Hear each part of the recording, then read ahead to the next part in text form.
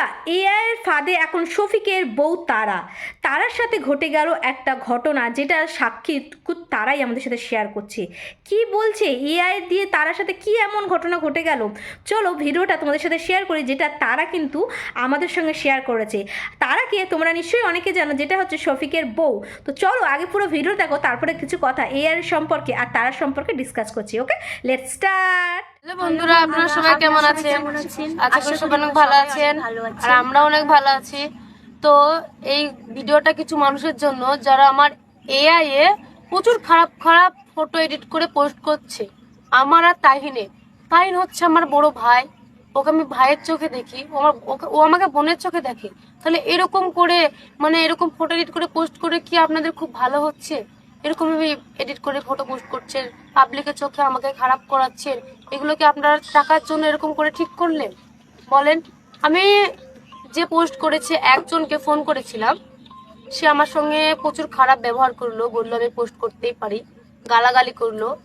তো তার কথাটা আমি বাদই দিলাম। তো এরপরে যদি এইসব ভিডিওকে এডিট করে পোস্ট করো কিংবা ফটো এডিট করে পোস্ট করেন, তাহলে আমরা প্রশাসনের কাছে যেতে বাধ্য হব।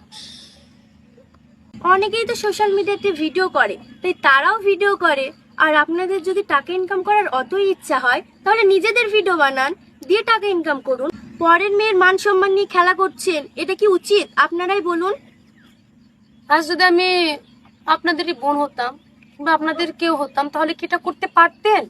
অবশ্যই পারতেন না। কারণ নিজের লোক হলে তো টাকা ইনকামটা হবে না।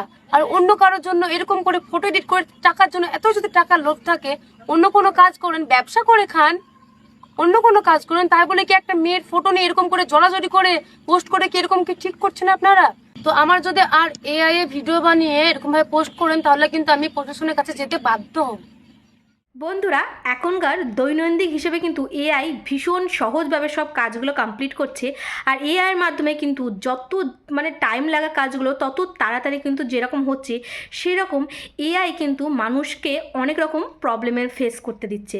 সাপোজ এআই দিয়ে চাইলে কিন্তু এখন যে পাচ্ছে, যেরকমভাবে পাচ্ছে, কারোর ছবি নিয়ে ভিডিও বানিয়ে দিচ্ছে, কারোর ছবি নিয়ে বাজে এডিট করছে, কারোর পাশে কাউকে বসিয়ে দিচ্ছে।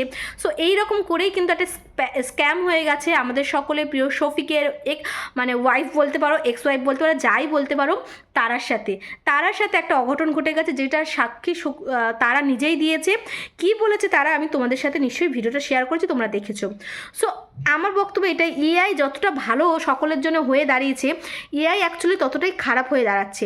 এআইয়ের মাধ্যমে এখন এমন অনেক কিছু করাচ্ছে বা হয়ে যাচ্ছে, যেগুলো কিন্তু পসিবল নয় বা যেটা সত্য নয়। এআই দিয়ে কি না তৈরি করা যাচ্ছে। সো সেইখানেই একটা মেয়েকে নিয়ে তারাকে নিয়ে অনেক বাজেভাবে ভিডিও করা হচ্ছিল।